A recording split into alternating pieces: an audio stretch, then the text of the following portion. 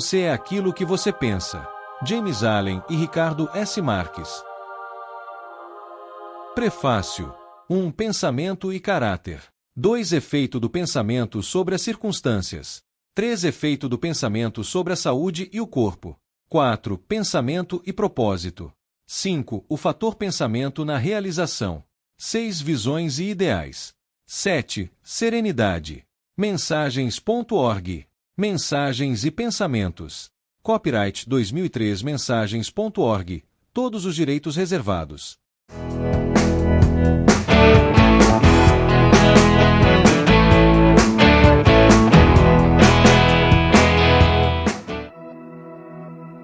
Prefácio.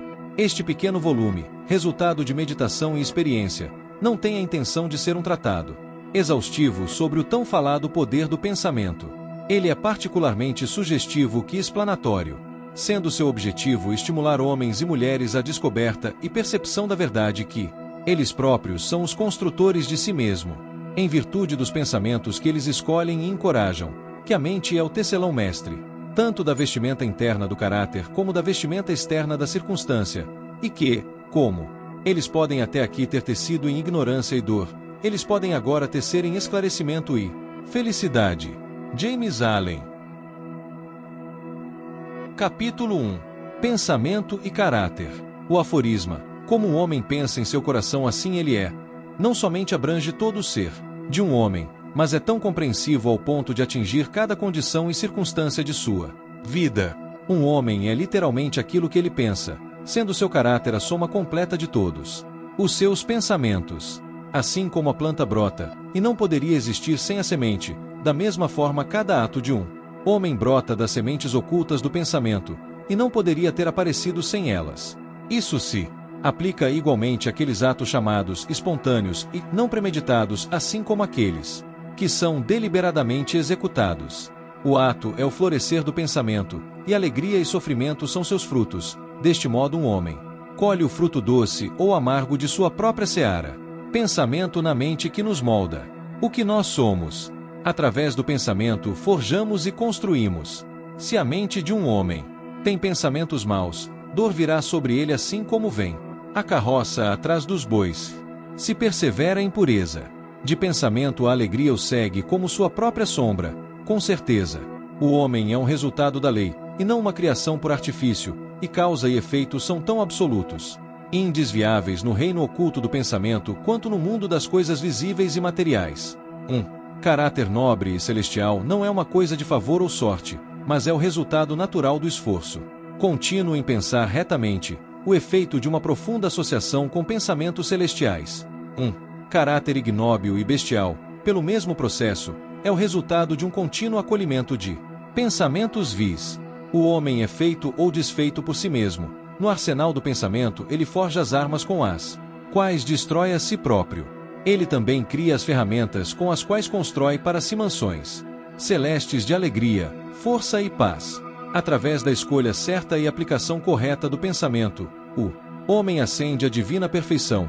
Através do abuso e aplicação incorreta do pensamento, ele desce abaixo do nível da besta. Entre esses dois extremos estão todos os tipos de caráter, e o homem é seu criador e mestre de todas as belas verdades pertencentes à alma que foram restauradas e trazidas à luz nesta época. Nenhuma é mais alegre ou proveitosa em divina promessa e confiança do que essa, que o homem é o mestre do pensamento, o modelador do caráter, construtor e forjador da condição, ambiente e destino. 3. Como um ser de poder, inteligência e amor, e o senhor de seus próprios pensamentos, o homem possui a chave para cada situação, e carrega dentro de si o poder transformativo e regenerativo pelo qual ele faz de si próprio o que ele deseja. O homem é sempre o mestre, mesmo em seu estado mais fraco e abandonado, mas em sua fraqueza e degradação ele é o mestre tolo que desgoverna sua própria casa. Quando ele começa a refletir sobre sua condição e a procurar diligentemente pela lei sobre a qual seu ser está estabelecido, ele então torna-se o mestre sábio, dirigindo suas energias com inteligência e dirigindo seus pensamentos para fins frutíferos. Tal é o mestre consciente, e o homem pode somente assim se tornar descobrindo dentro de si mesmo as leis do pensamento. Tal descoberta é totalmente resultado de aplicação, análise e experiência. Somente através de muita procura e mineração são ouro e diamantes encontrados, e o homem pode encontrar cada verdade conectada com seu ser se ele cavar fundo dentro da mina de sua alma.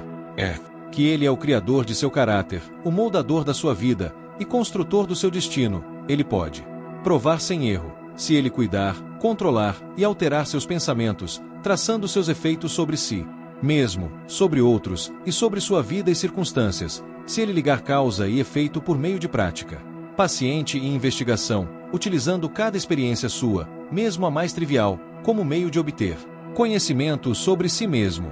Nessa direção, como em nenhuma outra, está a lei absoluta que aquele que busca achará e aquele que bate abrir-se-lhe-á, pois somente pela paciência, prática e incessante insistência pode um homem entrar através da porta do templo do conhecimento.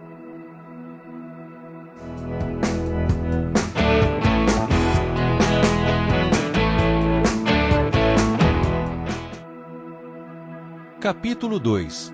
Efeito do pensamento sobre as circunstâncias. A mente de um homem pode ser comparada a um jardim, que pode ser inteligentemente cultivado, ou deixado crescer abandonado, mas se cultivado ou negligenciado, ele deve, e irá, produzir. Se sementes úteis não forem colocadas dentro dele, então uma abundância de sementes inúteis de ervas daninhas irão cair ali dentro, e continuarão a produzir sua espécie. Assim como um jardineiro cultiva seu canteiro, mantendo-o livre de ervas daninhas, e plantando as flores e frutos que ele requer, igualmente pode um homem cultivar o jardim de sua mente, arrancando e jogando fora todos os pensamentos errados, inúteis, impuros, e cultivando com perfeição as flores e frutos de pensamentos retos, úteis e puros.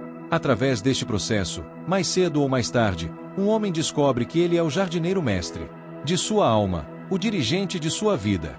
Ele também revela, dentro de si, as leis do pensamento, e entende com crescente exatidão como as forças do pensamento e elementos da mente operam na moldagem do seu caráter, circunstâncias e destino. Pensamento e caráter são um, e como caráter pode somente manifestar-se e descobrir-se através do ambiente e circunstância, as condições externas da vida de uma pessoa irão sempre estar harmoniosamente relacionadas com o seu estado interno. Isso não significa que as circunstâncias de um homem em um determinado momento são uma indicação de seu caráter completo, mas que aquelas circunstâncias estão intimamente conectadas com algum fator pensamento vital dentro dele, que, naquele momento, elas são indispensáveis ao seu desenvolvimento. Cada homem está onde está pela lei do seu ser. Os pensamentos que ele tem construído dentro de seu caráter o trouxeram até ali, e na organização de sua vida não existe nenhum elemento de sorte. Mas tudo é o resultado de uma lei que não pode errar. Isso é tão verdade em relação àqueles que se sentem em desarmonia com o seu meio, como aos que estão contentes com ele. Como um ser progressivo e em evolução, o homem está onde ele está para que ele possa aprender, que ele pode crescer, e ao aprender a lição espiritual que cada circunstância contém para ele, ela vai embora e dá lugar a outras circunstâncias. O homem é golpeado pelas circunstâncias enquanto ele pensar que é uma criatura de condições externas. Mas quando ele entende que ele é um poder criativo, e que ele pode comandar o solo oculto, e as sementes do seu ser, de onde as circunstâncias brotam, ele então torna-se o legítimo mestre de si próprio. Que circunstâncias nascem do pensamento? Cada homem que tenha por algum período de tempo praticado autocontrole e autopurificação sabe, pois ele terá notado que a alteração em suas circunstâncias foi em exata proporção com a sua condição mental alterada. Isso é tão verdade que, quando um homem sinceramente trabalha para remediar os defeitos em seu caráter, e faz progresso imediato e marcante, ele passa rapidamente por uma sucessão de vicissitudes. A alma atrai aquilo que ela secretamente abriga, aquilo que ela ama, e também aquilo que ela teme. Ela atinge o cume de suas mais caras aspirações, ela cai ao nível de seus desejos impuros, e as circunstâncias são os meios pelo qual a alma recebe o que lhe é devido. Cada semente de pensamento semeada ou deixada cair dentro da mente, criando raiz lá, produz sua espécie, florescendo mais cedo ou mais tarde em ação, e trazendo seu próprio fruto de oportunidade e circunstância. Bons pensamentos trazem bons frutos, maus pensamentos maus frutos.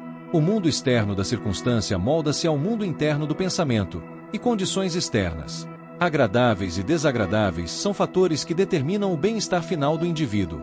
Como ceifeiro de sua própria colheita, o homem aprende tanto pelo sofrimento como pela felicidade, seguindo os mais secretos desejos, aspirações e pensamentos pelos quais ele permite ser dominado, perseguindo imaginações impuras ou firmemente trilhando a estrada de esforços vigorosos e elevados. Um homem finalmente chega à fruição e realização nas condições externas de sua vida.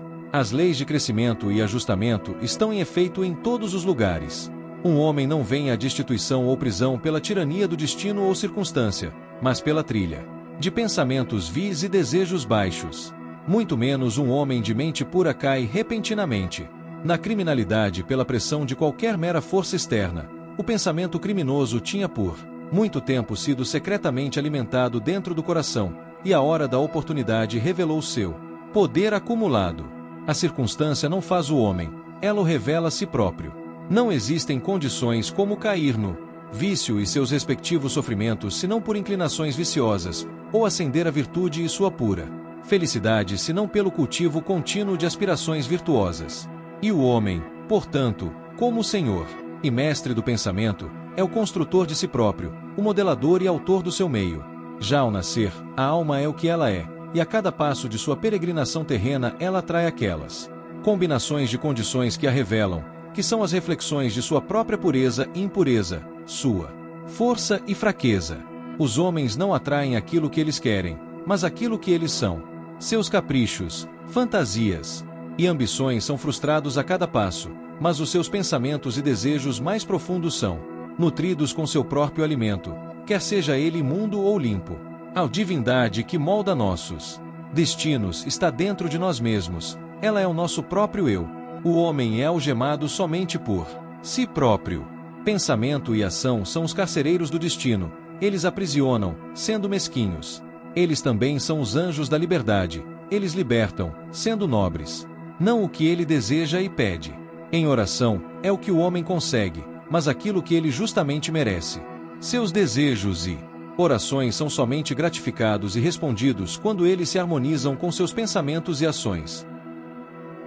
À luz dessa verdade, o que, então, é o significado de lutar contra as circunstâncias? Isso significa que um homem está continuamente se revoltando contra um efeito exterior, enquanto o tempo inteiro ele está nutrindo e preservando sua causa dentro de seu coração. Essa causa pode tomar a forma de um vício consciente ou uma fraqueza inconsciente, mas seja lá o que for, obstinadamente retarda os esforços de seu portador, e assim clama bem alto por um remédio. Os homens são ansiosos para melhorar suas circunstâncias, mas são indispostos para melhorar a si mesmos. Eles, portanto, permanecem amarrados. O homem que não se afasta da autocrucificação jamais pode falhar em alcançar o objetivo que está em seu coração. Isso é verdade tanto das coisas terrenas como das coisas celestiais. Mesmo um homem cujo único objetivo é conseguir riquezas deve estar preparado para fazer grandes sacrifícios pessoais antes de alcançar seu objetivo. E quanto mais se pode dizer daquele que deseja alcançar uma vida forte e bem equilibrada? Eis aqui um homem que é miseravelmente pobre. Ele é extremamente ansioso para que seu meio e confortos do lar sejam melhorados.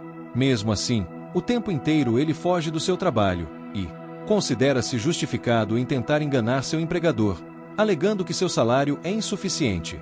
Tal homem não entende os mais simples rudimentos dos princípios que são a base da verdadeira prosperidade.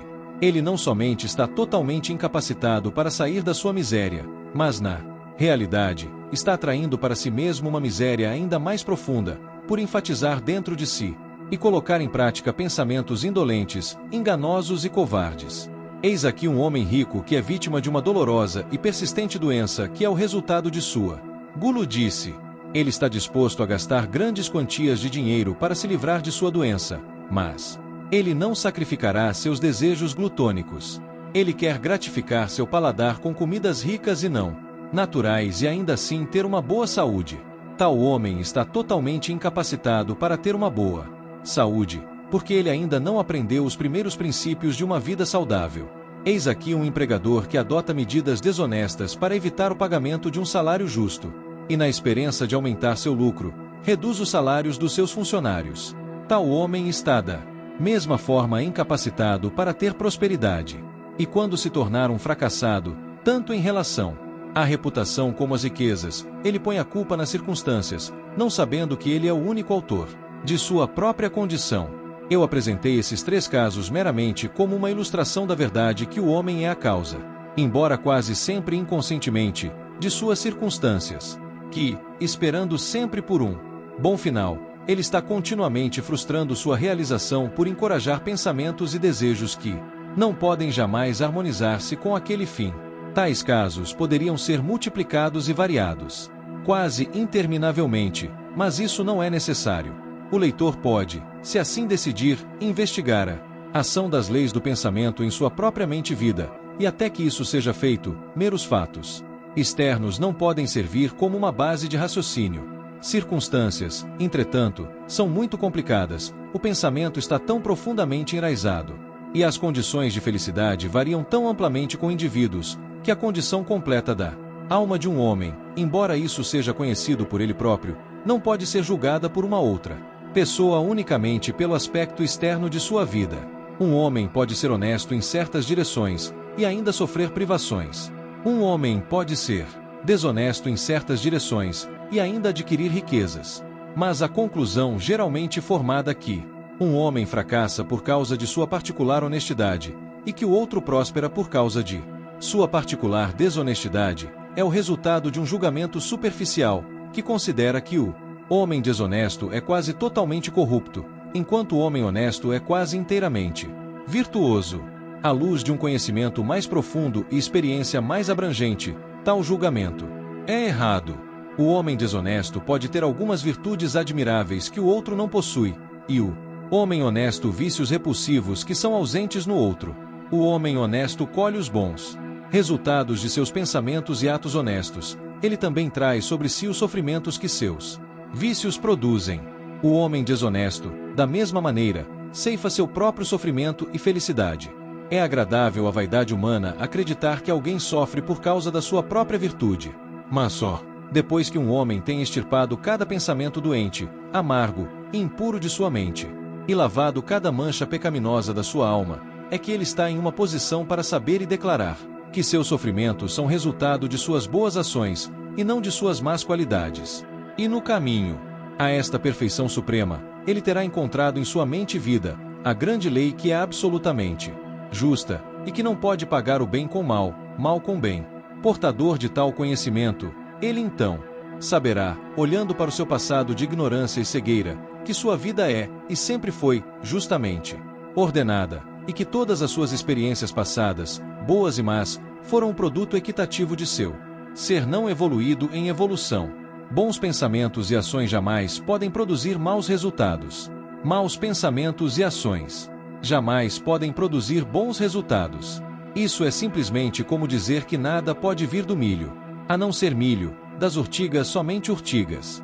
Os homens entendem essa lei no mundo natural, e trabalham com ela. Mas poucos a entendem no mundo mental e moral, embora sua operação lá seja igualmente simples e inevitável, e eles, portanto, não cooperam com ela. Sofrimento é sempre o efeito do pensamento errado em alguma direção. É uma indicação de que o indivíduo está em desarmonia consigo mesmo, com a lei do seu ser. O único e supremo propósito do sofrimento é para purificar, para queimar tudo que é inútil e impuro. Sofrimento cessa para aquele que é puro. Não existe nenhum objetivo em queimar o ouro depois que as impurezas já foram removidas, e um ser perfeitamente puro e esclarecido não poderia sofrer. As circunstâncias que um homem encontra com o sofrimento são o resultado de sua própria desarmonia mental. As circunstâncias que um homem encontra com a bem-aventurança, não possessões materiais, são o resultado de pensar retamente. Infelicidade, não a falta de possessões materiais, é o resultado do pensamento errado. Um homem pode ser amaldiçoado e rico, ele pode ser abençoado e pobre. Bênçãos e riquezas são somente unidas quando as riquezas são corretas e sabiamente usadas. E o homem pobre somente cai em infelicidade quando ele considera seu fado como um fardo injustamente imposto. Indigência e indulgência são os dois extremos da miséria. Ambas são não naturais e o resultado de desordem mental. Um homem não está corretamente condicionado até que ele seja feliz, saudável e um ser próspero. E felicidade, saúde e prosperidade são o resultado de um ajustamento harmonioso do interior com o exterior, do homem com o seu meio. Um homem somente começa a ser um homem quando ele cessa de lamentar-se e condenar-se, e começa a procurar pela justiça oculta que regula a sua vida. E à medida que ele adapta a sua mente a esse elemento regulador, ele cessa de acusar os outros como a causa de sua condição, e constrói a si próprio em pensamentos fortes e nobres. Ele cessa de chutar contra as circunstâncias, mas começa a usá-las como auxílio para o seu mais rápido progresso, e como meio de descobrir os poderes ocultos e possibilidades dentro de si mesmo. Lei, não confusão, é o princípio dominante no universo. Justiça, não injustiça, é a alma e a substância da vida. E retidão, não corrupção, é a força que molda e faz mover no governo espiritual do mundo. Sendo dessa maneira, o homem tem simplesmente que endireitar-se para compreender que o universo é correto, e durante esse processo de endireitar-se, ele entenderá que ao alterar seus pensamentos em relação às coisas e outras pessoas, as coisas e outras pessoas alterarão da mesma forma em relação a ele. A prova dessa verdade está em cada pessoa, e portanto ela permite fácil investigação através de introspecção sistemática e autoanálise. Deixe um homem radicalmente alterar seus pensamentos, e ele ficará assombrado com a rápida transformação que se efetuará nas condições materiais de sua vida. Os homens imaginam que o pensamento pode ser mantido em segredo, mas não pode. Ele rapidamente cristaliza-se em hábito, e hábito solidifica-se em circunstância. E tem pensamentos bestiais cristalizam-se em hábitos de embriaguez e sensualidade, que solidificam-se em circunstâncias de destituição e doença. E tem pensamentos impuros de qualquer natureza cristalizam-se em hábitos nervosos e confusos, que solidificam-se em circunstâncias distrativas e adversas. E tem pensamentos de medo, dúvida, indecisão cristalizam-se em hábitos fracos, covardes e irresolutos, que solidificam-se em circunstâncias de fracasso, indigência e dependência. E tem pensamentos preguiçosos cristalizam-se em hábitos de falta de higiene e desonestidade, que solidificam-se em circunstâncias de sujeira e mendicância. E tem pensamentos odiosos e condenatórios cristalizam-se em hábitos de acusação e violência, que solidificam-se em circunstâncias de ofensa e perseguição. E tem pensamentos egoístas de qualquer forma cristalizam-se em hábitos de egocentrismo, que solidificam-se em circunstâncias mais ou menos desesperadoras. Por outro lado, pensamentos belos de todos os tipos cristalizam-se em hábitos de gentileza e bondade, que solidificam-se em circunstâncias felizes e radiantes. E tem pensamentos puros cristalizam-se em hábitos de temperança e autocontrole, que solidificam-se em circunstâncias de repouso e paz. E tem pensamentos de coragem, autoconfiança e decisão cristalizam-se em hábitos viris, que solidificam-se em circunstâncias de sucesso, plenitude e liberdade. E tem pensamentos energéticos cristalizam-se em hábitos de limpeza e industriosidade, que solidificam-se em circunstâncias de prazer.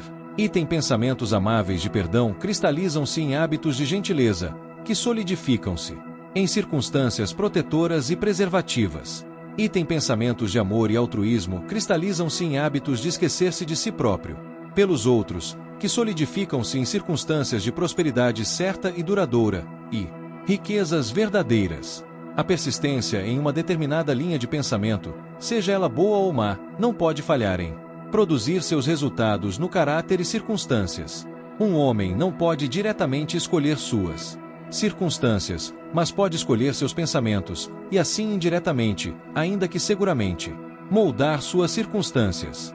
A natureza ajuda cada homem para a gratificação dos pensamentos que ele mais encoraja, e oportunidades são apresentadas que irão rapidamente trazer à tona tanto bons como maus pensamentos. Deixe um homem cessar de seus pensamentos pecaminosos, e todo mundo se suavizará em relação a ele, e estarão prontos para ajudá-lo. Deixe-o por de lado seus pensamentos fracos e doentios, e oportunidades irão jorrar para apoiar suas fortes resoluções.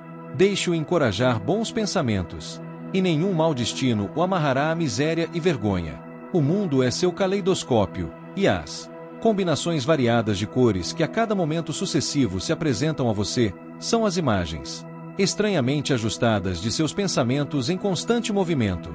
Você será o que deseja ser. Deixe o fracasso encontrar seu falso conteúdo.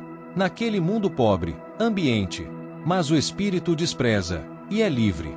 Ele domina o tempo, ele conquista o espaço. Ele intimida aquele arrogante trapaceiro, acaso, e ordena a tirana circunstância. Entregue a coroa, e assuma o lugar do servo. A humana vontade, aquela força invisível, a prole de uma alma imortal, pode abrir caminhos para qualquer meta, embora paredes de granito interfiram. Não seja impaciente com a demora, mas espere como alguém que entende. Quando o espírito acorda e comanda, os deuses estão prontos para obedecer.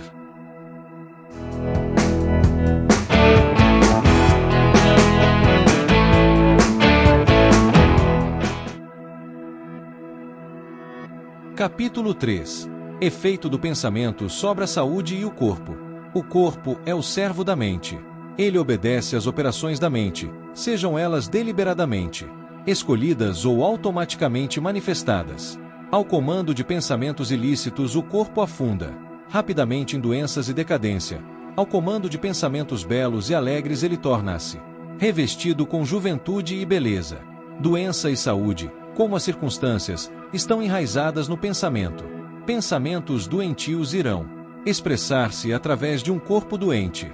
Pensamentos de medo têm sido conhecidos por matar um homem mais rápido do que uma bala, e eles estão continuamente matando milhares de pessoas com certeza, embora menos rapidamente.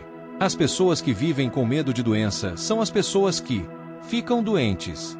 A ansiedade rapidamente desmoraliza o corpo inteiro e deixa-o aberto para a entrada de doenças, enquanto pensamentos impuros, mesmo que não fisicamente consentidos, irão em breve destruir o sistema nervoso.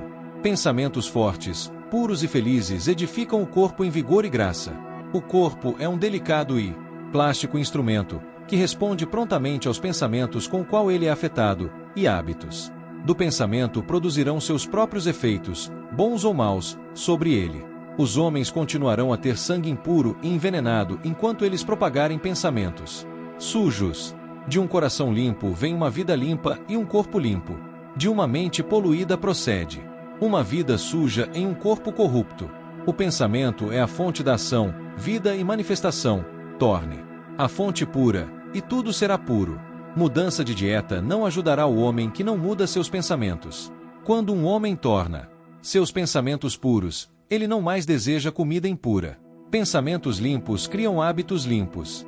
O suposto santo que não lava seu corpo não é um santo. Aquele que fortaleceu e purificou seus pensamentos não precisa considerar o micróbio malévolo. Se você deseja aperfeiçoar seu corpo, guarde a sua mente.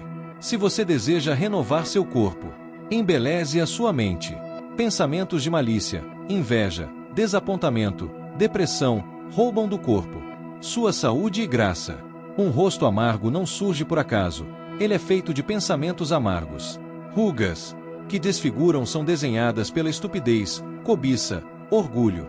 Eu conheço uma mulher de 96 anos de idade que tem um rosto brilhante e inocente como o de uma menina. Eu conheço um homem abaixo da meia-idade cujo rosto é marcado por desarmoniosos contornos. O primeiro é o resultado de uma doce e radiante disposição, o outro é o resultado de luxúria e descontentamento. Assim como você não pode ter uma habitação agradável e saudável a menos que permita que o ar e o brilho do sol entrem livremente dentro dela, da mesma forma um corpo forte e um semblante iluminado, feliz e sereno só podem resultar da livre entrada de pensamentos de alegria e boa vontade e serenidade.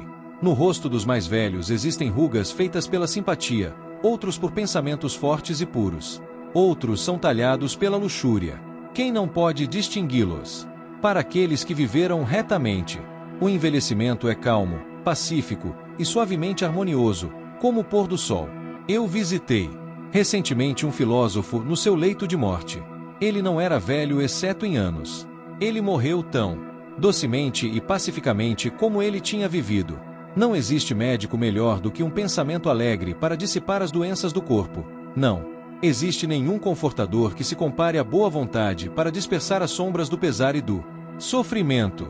Viver continuamente em pensamentos de má vontade, cinismo, suspeita e inveja é como estar confinado ao buraco de uma prisão feita por você mesmo.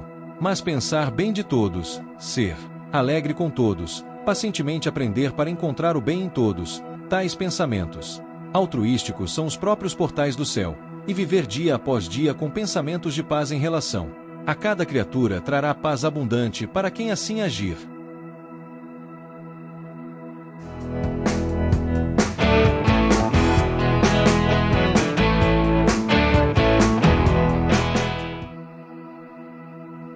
Capítulo 4.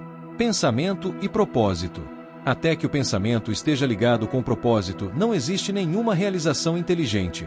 A maioria das pessoas permite que o barco do pensamento seja levado pela corrente sobre o oceano da vida. A falta de propósito é um vício, e tal deriva não deve continuar para aquele que deseja estar longe da catástrofe e destruição. Aqueles que não têm nenhum propósito central em suas vidas tornam-se presas fáceis de preocupações, temores, aborrecimentos e autopiedade. Todos eles são indicações de fraqueza, que levam, tão seguramente como pecados deliberadamente planejados, embora por uma rota diferente, ao fracasso, tristeza e perda, porque a fraqueza não pode persistir em um universo de poder constante. Um homem deve conceber de um propósito legítimo em seu coração e se dispor a alcançá-lo. Ele deve fazer desse propósito o ponto central de seus pensamentos. Poderá ter a forma de um ideal espiritual, ou poderá ser um objeto material, isso de acordo com a sua natureza e o presente momento. Mas seja lá o que for, ele deve focalizar firmemente suas forças do pensamento sobre o objetivo que ele colocou diante dele. Ele deve fazer desse propósito seu dever supremo, e deve devotar-se à sua realização, não permitindo que seus pensamentos vagueiem em meio a fantasias efêmeras, anseios e imaginações. Essa é a estrada imperial que leva ao autocontrole e verdadeira concentração de pensamento. Mesmo se ele falhar repetidas vezes em atingir seu propósito, o que ele necessariamente irá até que a fraqueza seja sobrepujada, a força de caráter adquirida será a medida de seu verdadeiro sucesso, e isso formará um novo ponto de partida para futuro poder e triunfo. Aqueles que não estão preparados para a apreensão de um grande propósito devem fixar seus pensamentos sobre a execução perfeita do seu dever, não importando quão insignificante sua tarefa possa parecer. Somente dessa maneira os pensamentos podem ser reunidos e focalizados, e resolução e energia desenvolvidos, o que sendo feito, não existe nada que não possa ser realizado. A alma mais fraca, conhecendo sua própria fraqueza, e acreditando nessa verdade, que força pode somente ser desenvolvida através de esforço e prática, irá de uma vez começar a exercitar-se, e, adicionando esforço a esforço, paciência a paciência, e força a força, jamais cessará de se desenvolver, e irá finalmente crescer divinamente forte. Assim como o homem fraco fisicamente pode tornar-se forte através de treinamento diligente e paciente, da mesma forma o homem de pensamentos fracos pode torná-los fortes através de exercitar-se em pensar retamente. Eliminar a falta de propósito e fraqueza, e começar a pensar com propósito, significa entrar para o ranking daqueles fortes que somente reconhecem o fracasso como um dos caminhos para a realização, que tornam todas as condições como seus servos, e que pensam vigorosamente, empreendem destemidamente, e alcançam com mestria. Tendo concebido do seu propósito, um homem deve mentalmente traçar um caminho reto para sua realização, não olhando para a direita nem para a esquerda. Dúvidas e temores devem ser rigorosamente excluídos. Eles são os elementos desintegradores que destroem a linha reta do esforço, tornando-a torta, ineficaz, inútil. Pensamentos de dúvida e temor nunca realizam nada, e jamais podem. Eles sempre levam ao fracasso. Propósito, energia, poder para fazer, e todos os pensamentos vigorosos cessam quando a dúvida e o temor tomam conta. A vontade de fazer brota do conhecimento de que podemos fazer. Dúvida e temor são os grandes inimigos do conhecimento, e quem os encoraja, que não os mata, frustrar-se a cada passo. Aquele que conquistou a dúvida e o temor venceu o fracasso. Cada pensamento seu está aliado com poder, e todas as dificuldades são bravamente enfrentadas e sabiamente sobrepujadas. Seus propósitos são plantados na hora certa, e eles florescem e dão fruto que não cai prematuramente no solo. Pensamento aliado destemidamente com propósito torna-se força criativa. Quem sabe isso está pronto para tornar-se algo muito mais alto e mais forte do que apenas um mero punhado de pensamentos oscilantes e sensações flutuantes. Quem faz isso torna-se o controlador consciente e inteligente de seus poderes mentais.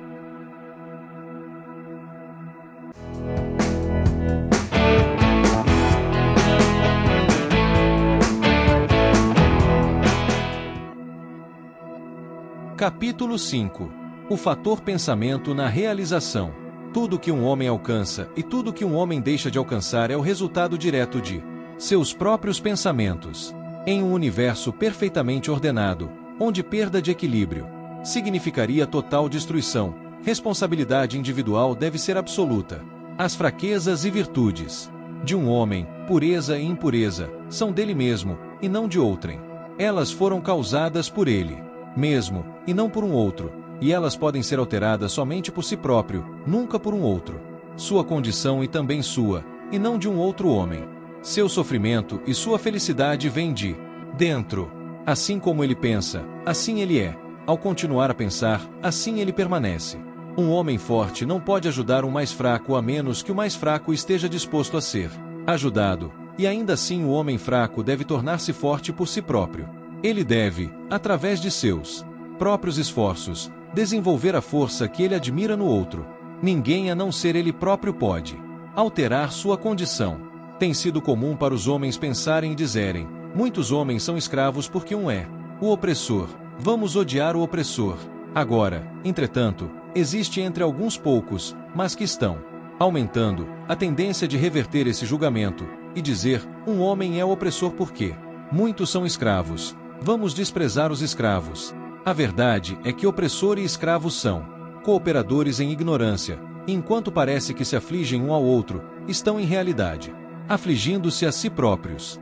Um perfeito conhecimento entende a ação da lei na fraqueza do oprimido e o poder mal aplicado do opressor. Um perfeito amor, vendo o sofrimento que ambos estados estão envolvidos, não condena nenhum dos dois. Uma perfeita compaixão envolve tanto o opressor como o oprimido. Aquele que venceu a fraqueza e pôs de lado todos os pensamentos egoístas, não é opressor nem oprimido. Ele é livre. Um homem pode somente crescer, conquistar e ter sucesso elevando seus pensamentos. Ele pode somente permanecer fraco, caído e miserável recusando-se a elevar seus pensamentos. Antes que um homem possa atingir qualquer coisa, mesmo coisas materiais, ele deve elevar seus pensamentos acima da indulgência animal escrava. Ele não precisa, para ter sucesso, abandonar toda a animalidade e egoísmo, de nenhuma forma, mas pelo menos uma parte, deve ser sacrificada. Um homem cujo primeiro pensamento é a satisfação animal não pode pensar claramente nem planejar metodicamente. Ele não consegue encontrar e desenvolver seu potencial latente, e falharia em qualquer tarefa. Não tendo começado determinadamente a controlar seus pensamentos, ele não está em uma posição para controlar negócios e adotar responsabilidades sérias. Ele não está apto para agir independentemente e viver sem ajuda. Mas ele está limitado, entretanto, somente pelos pensamentos que ele escolhe. Não pode haver nenhum progresso, nem realização sem sacrifício. O sucesso material de um homem acontecerá na medida em que ele sacrifica seus confusos pensamentos animais e fixa sua mente no desenvolvimento de seus planos e no fortalecimento de sua resolução e autoconfiança. E quanto mais alto ele eleva seus pensamentos, quanto mais viril, honrado e reto ele se torna, maior será o seu sucesso, e mais abençoadas e duradouras suas realizações. O universo não favorece o mesquinho, o desonesto, o viciado, muito embora muitas vezes a mera superfície pareça assim mostrar. Ele ajuda o honesto, o magnânimo, o virtuoso. Todos os grandes mestres de todas as épocas assim o declararam em suas variadas formas, e para comprovar e saber isso um homem tem apenas que persistir em tornar-se mais e mais virtuoso elevando seus pensamentos. Realizações intelectuais são o resultado do pensamento consagrado à busca do conhecimento, ou do belo e verdadeiro na vida e na natureza. Tais realizações podem estar algumas vezes conectadas com a vaidade e ambição, mas elas não são o resultado daquelas características. Elas são a consequência natural de longo e árduo esforço, e de pensamentos puros e altruístas. Realizações espirituais são a consumação de sagradas aspirações. Aquele que vive constantemente na concepção de pensamentos elevados e nobres, que habita sobre tudo que é puro e altruísta, irá Tão certamente como o sol atinge seu zênite e a lua sua aparência completa, tornar-se sábio e nobre, em caráter, e alcançará uma posição de influência e bonança. Realização, de qualquer tipo, é a coroa do esforço, o diadema do pensamento. Com a ajuda de autocontrole, resolução, pureza, retidão e pensamento bem dirigido, um homem eleva-se. Com a ajuda de animalidade, indolência, impureza, corrupção e confusão de pensamento, um homem afunda. Um homem pode subir ao mais alto nível de sucesso no mundo, e mesmo as mais altas altitudes no reino espiritual, e novamente afundar em fraqueza e miséria por permitir que pensamentos arrogantes, egoístas e corruptos se apoderem dele. Vitórias obtidas pelo pensamento reto podem somente ser mantidas por cuidadosa vigilância. Muitos se acomodam quando o sucesso está garantido, e rapidamente caem de volta no fracasso. Todas as realizações, seja nos negócios, no âmbito intelectual ou espiritual, são o resultado de pensamentos precisamente direcionados, são governados pela mesma lei e são do mesmo método. A única diferença está no objeto de realização. Aquele que deseja realizar pouco deve sacrificar pouco. Aquele que deseja realizar muito deve sacrificar muito. Aquele que deseja atingir altamente deve sacrificar grandemente.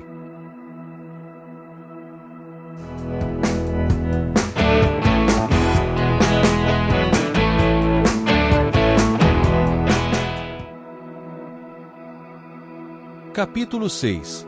Visões e ideais. Os sonhadores são os salvadores do mundo.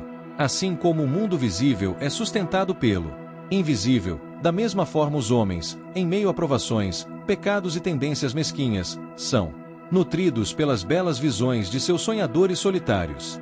A humanidade não pode esquecer seus sonhadores. Ela não pode deixar os ideais deles desaparecerem e morrerem. Ela vive neles. Ela conhece-os nas realidades que ela um dia verá e conhecerá. Compositor, escultor, pintor, poeta, profeta, sábio, estes são os criadores do infinito, os arquitetos do céu. O mundo é belo porque eles vivem. Sem eles, a humanidade laboriosa pereceria. Aquele que cultiva uma bela visão, um ideal mais elevado em seu coração, irá um dia realizá-lo. Colombo alimentou a visão de um outro mundo, e ele o descobriu. Copérnico encorajou a visão de uma multiplicidade de mundos e um universo muito mais amplo, e ele o revelou. Buda contemplou a visão de um mundo espiritual de pura beleza e perfeita paz, e ele entrou nele. Alimente suas visões. Alimente seus ideais.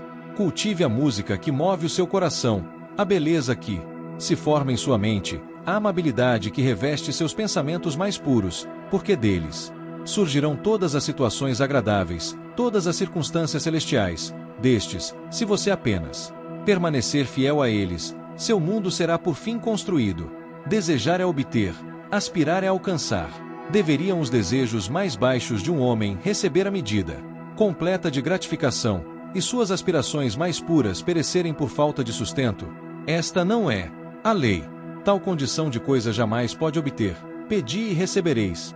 Sonhe sonhos elevados, e assim como você sonha, assim você se tornará. Sua visão é a promessa daquilo que um dia você será.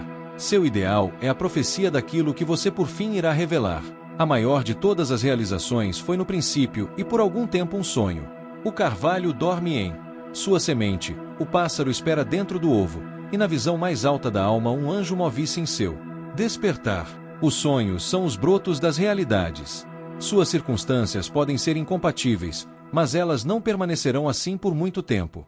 Se você simplesmente descobrir um ideal e lutar por alcançá-lo, você não pode viajar por dentro e permanecer parado por fora. Eis aqui um jovem duramente oprimido pela pobreza e trabalho, confinado a longas horas em uma oficina insalubre, sem educação e carecendo de todas as artes de refinamento.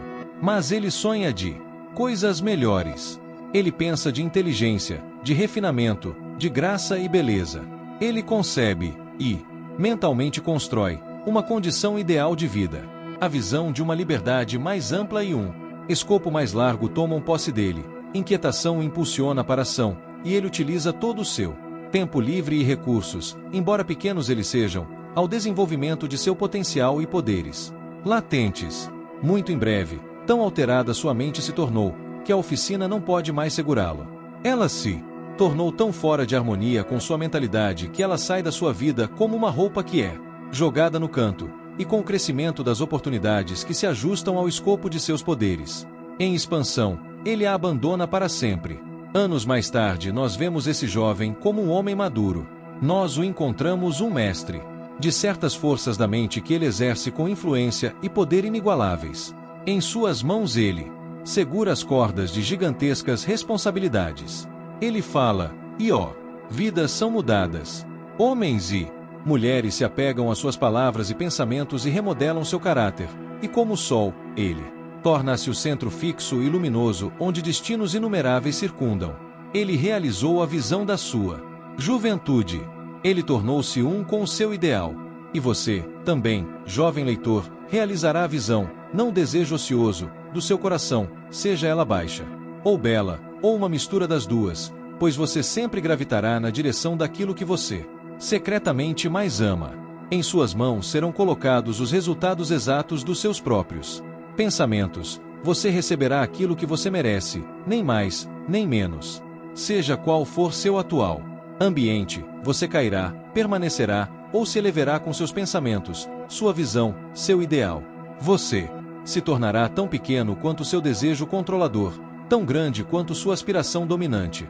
Nas belas palavras de Stanton Kirkandave, você pode estar trabalhando no seu escritório, e de repente você andará para fora da porta que por tanto tempo pareceu a barreira dos seus ideais, e se encontrará diante de uma audiência, a pena ainda atrás da orelha, as manchas de tinta ainda nos seus dedos, e ali então derramará a torrente de sua inspiração.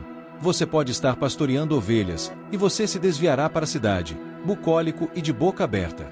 Vagará sob a intrépida orientação do Espírito para a oficina do Mestre, e depois de algum tempo ele dirá, eu não tenho mais nada para ensinar-te. E agora você se tornou mestre, que recentemente sonhava de grandes coisas enquanto pastoreava ovelhas. Largue a serra e a plaina e tome sobre si a regeneração do mundo. O irrefletido, o ignorante e o indolente, vendo somente os efeitos aparentes das coisas e não as coisas em si, falam de sorte, de destino e acaso. Vendo um homem tornar-se rico, eles dizem, quanta sorte ele tem. Observando um outro tornar-se intelectualizado, eles exclamam, quão favorecido ele é. E notando a santidade de caráter e ampla influência de um outro, eles comentam, como a sorte o ajuda a cada passo. Eles não veem as provações, fracassos e lutas que esses homens voluntariamente encontraram para ganhar sua experiência. Eles desconhecem os sacrifícios que eles fizeram, os esforços destemidos que eles desenvolveram, a fé que eles exerceram, para que pudessem sobrepujar o então aparente insuperável e realizar a visão de seu coração. Eles não sabem da escuridão e angústia, eles somente veem a luz e alegria, e chamam isso de sorte, não vendo a longa e árdua jornada, mas somente contemplam a agradável distinção, e chamam isso de boa fortuna, não entendem o processo, mas percebem somente o resultado, e chamam isso de acaso. Em todos os assuntos humanos existem esforços, e existem resultados, e a força do esforço é a medida do resultado, não o acaso. Dons, poderes, possessões materiais, intelectuais e espirituais são frutos do esforço. São pensamentos terminados, objetivos alcançados, visões realizadas. A visão que você glorifica em sua mente, o ideal que você entroniza em seu coração, através deles. Você construirá sua vida, isso você se tornará.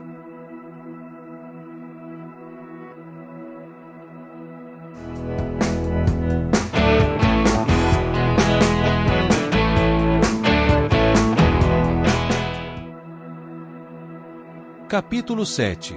Serenidade. A tranquilidade de mente é uma das mais belas joias da sabedoria. É o resultado de longo e paciente esforço em autocontrole. Sua presença é uma indicação de experiência madura e de um conhecimento bem pouco comum das leis e operações do pensamento. Um homem torna-se calmo à medida que ele entende a si próprio como um ser que se eleva através do pensamento, pois tal conhecimento necessita o entendimento dos outros como resultado do pensamento.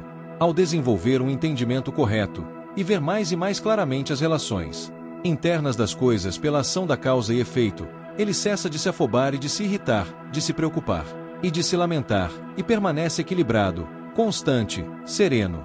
O homem calmo, tendo aprendido a governar a si próprio, sabe como adaptar-se aos outros, e eles, em retorno, reverenciam sua força espiritual, e sentem que podem aprender com ele e confiar nele. Quanto mais tranquilo um homem se torna, maior é o seu sucesso, sua influência, seu poder para o bem. Mesmo o empreendedor comum notará que a prosperidade do seu negócio aumenta quando ele passa a desenvolver um maior autocontrole e tranquilidade, pois as pessoas sempre preferirão negociar com um homem cujo comportamento é vigorosamente uniforme. O homem forte e calmo é sempre amado e reverenciado. Ele é como uma árvore que dá sombra em uma terra árida, ou como uma rocha acolhedora em meio a uma tempestade. Quem não ama uma pessoa de coração tranquilo, de temperamento doce, equilibrada em todas as coisas? Não importa se chove ou se faz sol, ou que qualquer mudança ocorra para os possuidores dessas bênçãos, pois eles são sempre doces, serenos e calmos. Esse raro equilíbrio de caráter é a última lição da cultura. É o florescer da vida, o frutificar da alma. Tão precioso como a sabedoria, mais desejável do que ouro, sim, mais do que o fino ouro. Quão insignificante a mera busca do dinheiro parece em comparação com uma vida serena, uma vida que habita no oceano da verdade, abaixo das ondas, além do alcance das tempestades, em eterna calma. Quantas pessoas conhecemos que amargam suas vidas, que arruinam tudo que é doce e belo com temperamentos explosivos, que destroem seu equilíbrio de caráter, e envenenam seu próprio sangue? É uma questão se a grande maioria das pessoas não arruinam suas vidas e estragam sua felicidade pela falta de autocontrole. Com poucas pessoas nós encontramos na vida que são bem balanceadas, que têm aquele raro equilíbrio que é característico do caráter refinado. Sim, a humanidade surge com incontrolável paixão, está tumultuada com desgovernada tristeza, e jogada de um canto para o outro pela ansiedade e dúvida. Somente o homem sábio, somente aquele cujos pensamentos são controlados e purificados, faz com que os ventos e tempestades da alma o obedeçam. Almas sacudidas pela tempestade, aonde quer que estiverdes, sob quaisquer condições em que viveis, sabei disto: no oceano da vida as ilhas que abençoam estão sorrindo, e as costas ensolaradas do vosso ideal esperam a vossa chegada. Mantei vossa mão firmemente sobre o leme do pensamento. No barco da vossa alma repousa o comandante-mestre, ele apenas dorme. Acordai, ó autocontrole. É força, pensamento reto é domínio, calma é poder. Dizei a vossos corações: paz, aquietai-vos. Fim.